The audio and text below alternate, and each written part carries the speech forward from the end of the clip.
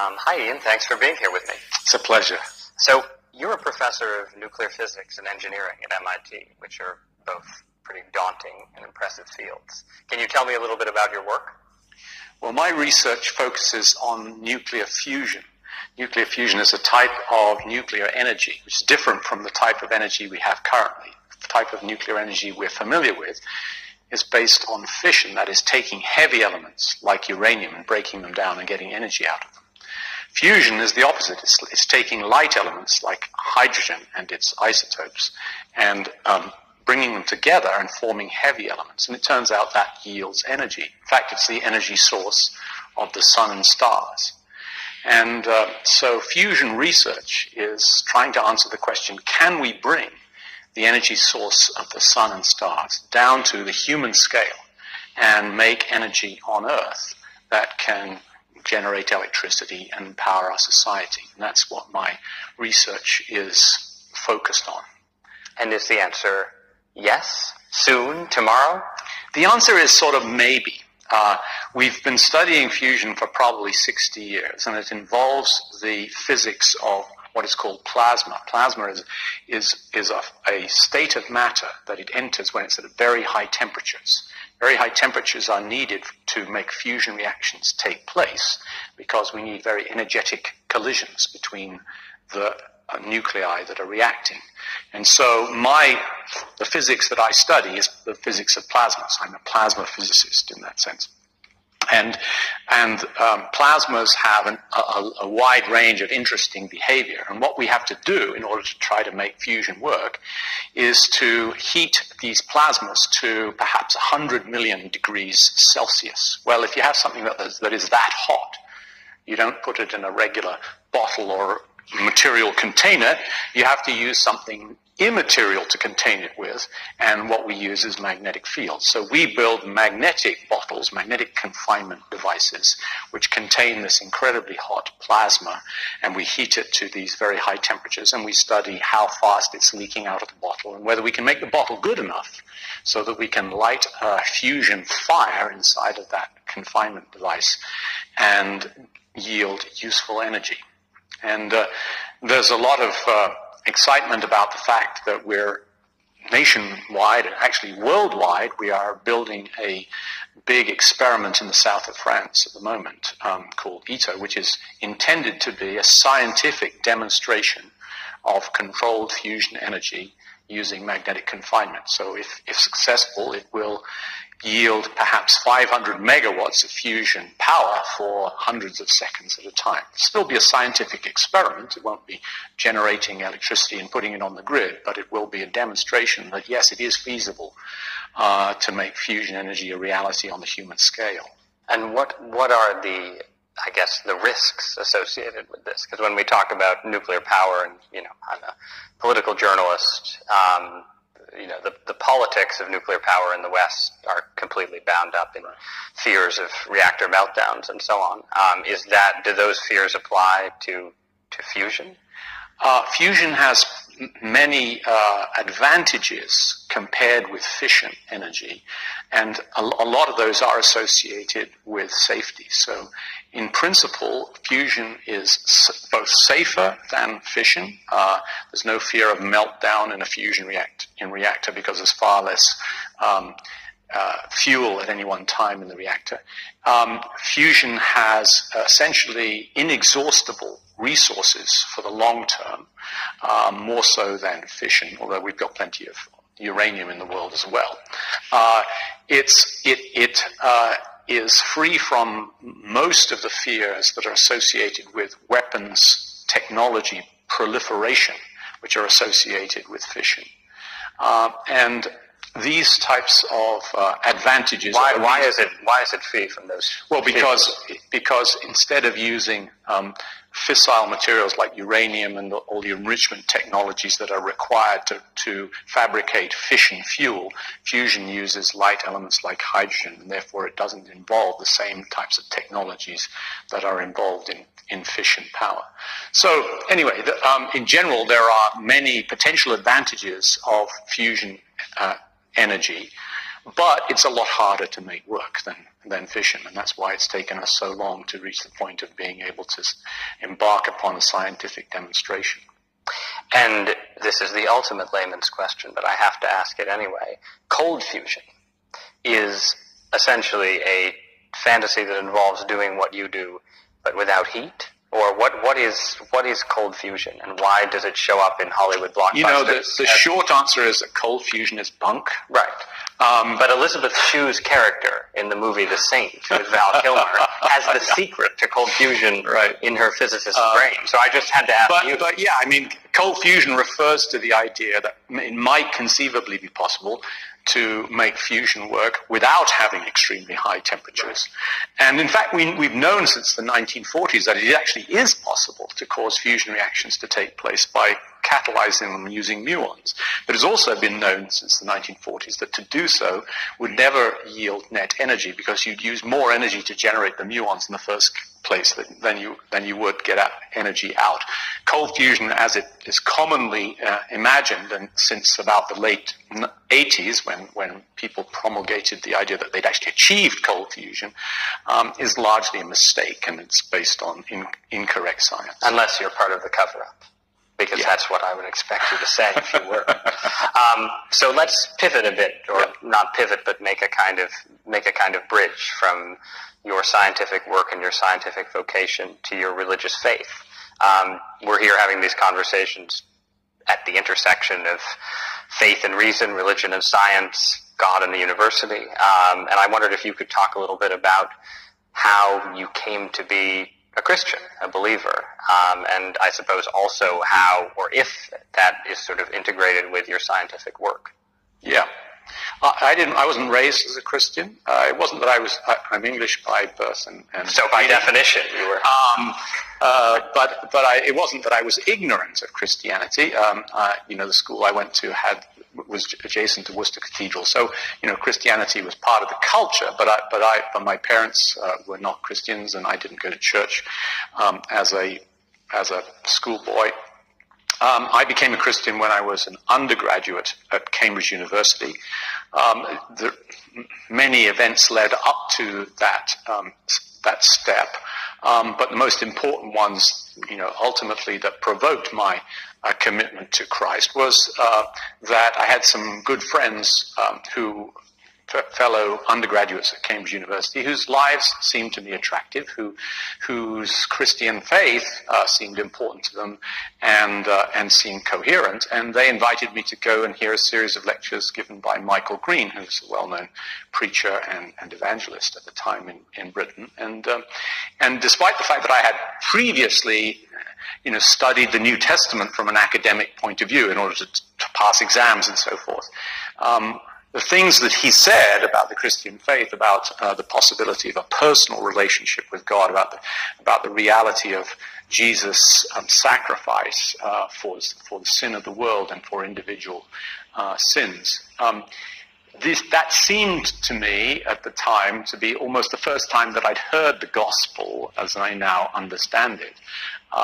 explained. And after a period of consideration, I did reach the point of realizing that I kind of did believe this, that Christianity made sense to me, made intellectual sense to me, and that I needed to, if I were to be true to what I thought was reality and what I now think is reality, that I needed to take a step of commitment and faith and become a follower of Jesus. And I did that, and I was baptized on my 20th birthday, actually, in the chapel of King's College, Cambridge. And at that point, as an undergraduate, did you feel clear on your scientific vocation? What were you studying as an undergrad? Yeah, I was studying mathematics and physics at Cambridge, and so there is a sense in which my Christianity and my science kind of grew up together. So I was learning about the natural world in my academic studies, but I was also learning about Christianity and becoming a serious believer and practicer, follower of Jesus at the same time. And it's never really in my academic career seemed to me that there's been a very strong contradiction or controversy between those two parts of my intellectual and personal life. And so perhaps that's one of the reasons why I don't feel that the supposed conflict between science and the Christian faith is really nearly so deep or significant as it is often portrayed in our society today. So, but you must have been, I mean, when I think about, at least certainly in the American popular imagination, if you combine English and scientist, the first thing you don't think of is a believing Christian, right? And so you must have spent a fair amount of time, and still spend a fair amount of time in your professional life and in your friendships with people who share your scientific vocation, who do feel that tension, who feel that there is, that in choosing to be scientists, they are choosing to sort of set the childish things of religion aside. And I guess, assuming that you do feel that, I wonder why you think that they think the way they do when you do not. Well, I think your portrayal of the opinions of today is probably fairly accurate, but I don't think that's a good reflection of actual history. Because if you think of the famous scientists of history, many of whom were Englishmen, okay? I just meant 20th, Scots, 20th, actually, 20th many century. of them. Yeah. Many of them were in fact Christian believers. So if you think about James Clerk Maxwell or Michael Faraday or Eddington or Boyle or Newton and so on and so forth and on and on. These were people who were not atheists. They were deeply believing Christians, and yet the names of the people that I just mentioned are names of the greatest scientists of history. And so I think it's simply a fallacy. It's a myth that science, modern science as we know it, and religious understanding of the world have always been at war. However, that said, it is often the case today that that conflict is portrayed as being the status quo. I just think that status quo is based on a misunderstanding, and I think it's based on a belief that science somehow has disproved religion in a way which I think is just simply fallacious. So there are many people who advocate that science has disproved religion. I just think it's wrong. But do you think that the fact that there is that sense today, do you think that that's primarily intellectual, in the sense that people in scientific fields have heard the argument that science disproves religion, felt convinced by it, and that's why they believe what they do? Or do you think it's more cultural, that there's just a sort of cultural gap? And this has been my experience, both as a college student and as a journalist, that there is a sort of basic gap between the lived experience of the academy, let's say, and sort of religion and churches and religious experience and so on, that accounts more than the intellectual element for the, I guess, the secularism of your profession. I mean, how do you account for that? I would say, first of all, people believe or disbelieve in religion for much more complicated reasons than simply their intellectual ideas. That's certainly the case. But I do think that there was, in the late 19th century, early 20th century, an upheaval in the intellectual world, in universities, in the academy, which was a transition from what had before been largely a religious organization. Because after all, most of the universities that were founded in Europe, in the preceding few centuries, had been founded as Christian organizations, as Christian institutions. So Christianity had been predominant in actually forming the whole academic world that you and I benefit from. But in the late 19th century, there was a transition away from that religious emphasis into a secularization of the academy. And I think that was a very important event which transformed the universities into secular places in which religious perspectives were regarded as being perhaps were regarded with some suspicion, let's say, and certainly as perspectives that were about to be, or in the process of being, replaced by what we regard as being scientific perspectives.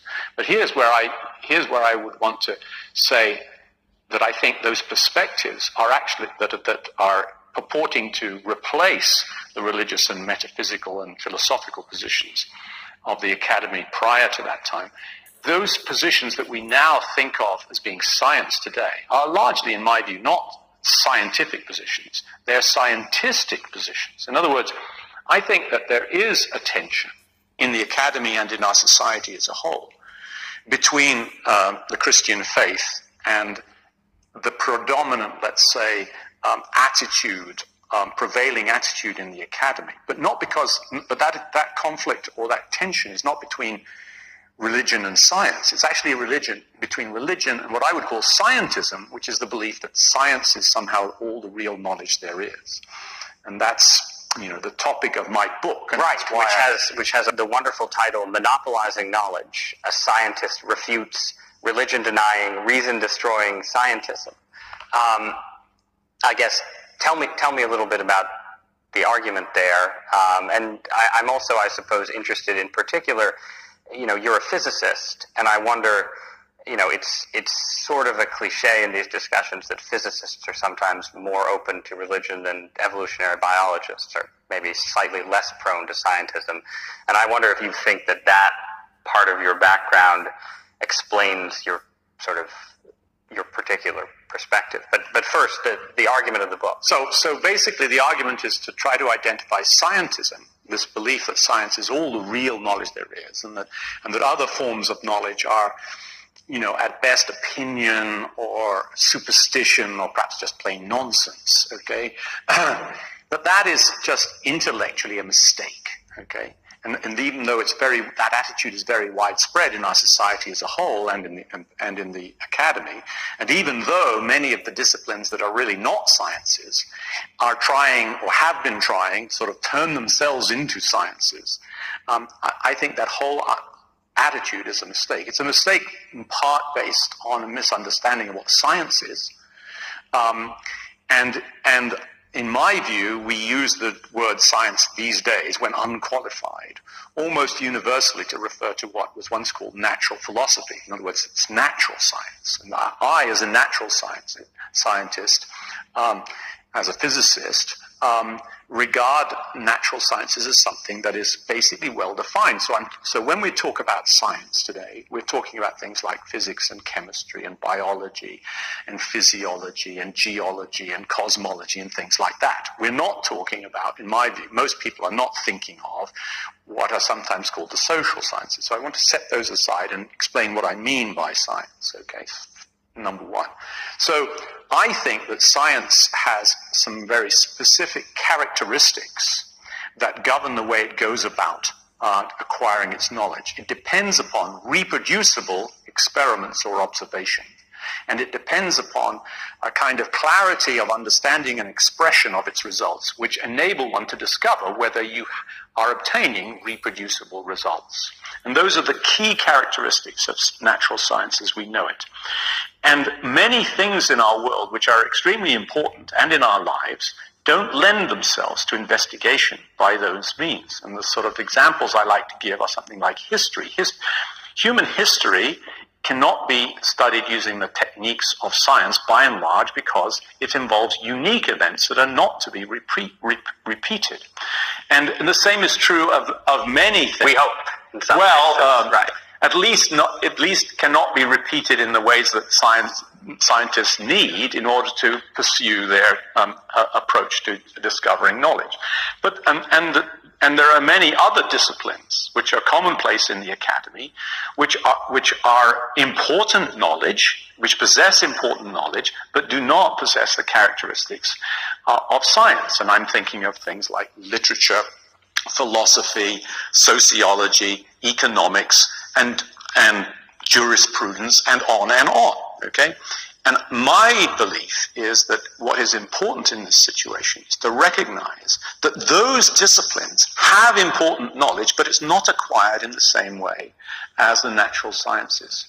And so when I then address the question of religion or theology, let us say, I am extremely happy to find the knowledge that is associated with the Christian faith and with theology in the same realm as those other types of knowledge. In other words, Christianity, theology, is about knowledge per se, but it's not knowledge that is going to be established by the means which we use to establish the laws of physics.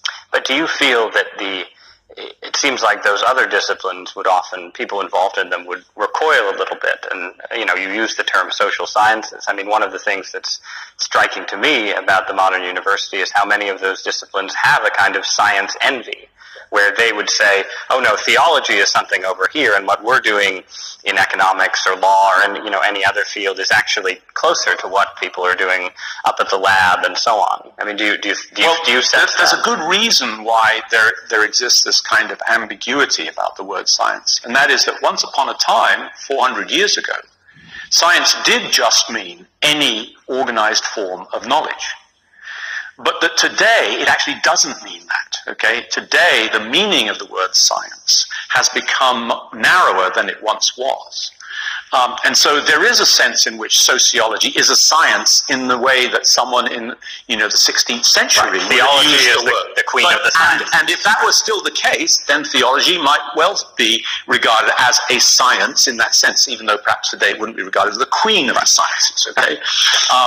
So there's an important distinction that I try to draw, but you're quite right that some of my colleagues in the disciplines that I would regard as being not natural sciences do sometimes bristle if I say that their disciplines are not science. But they shouldn't bristle, because I'm affirming the importance of their disciplines. I'm saying they have real knowledge. I'm just saying that the way they acquire knowledge is different from the way we acquire it in the natural sciences. No, and I tend to see a lot of the anxieties around the humanities in particular as flowing from this kind of science envy joined to the realization that if you're in the English department, you're never going to be doing science in the narrower sense that you described. Could you just finish up by just telling me if you do think there is a sort of divide at all between physicists and biologists in terms of religious belief? I'm curious about that. I think that the demographics would show probably that there are fewer Christian believers amongst biologists in the US than there are amongst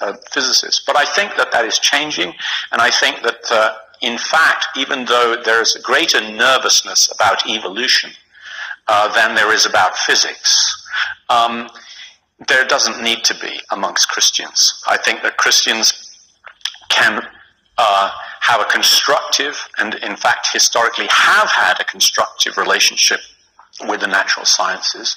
And that's one of the things that I most want to convey to those who are believers, who are followers of Jesus, is that we don't need to be nervous about what we're going to find out about the natural world. I believe the natural world is the creation of God, and that when we are discovering about that, whether it's in physics or biology or chemistry or any of these other areas, we are discovering about God's creation.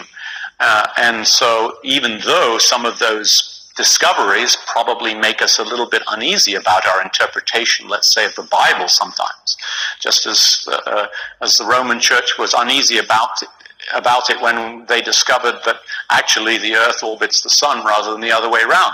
Well, the jury is still out on that. We're still, speaking as a Catholic, we're still negotiating that one, but no. But so yes, there are tensions there, but I think there are tensions which don't threaten our faith or the reality of Christianity, and I certainly don't think that those tensions are things which we should pay so great an attention to. Well, thank you so much for having this conversation. It's been a lot of fun. You're welcome. And cold fusion, I'm still holding out hope for.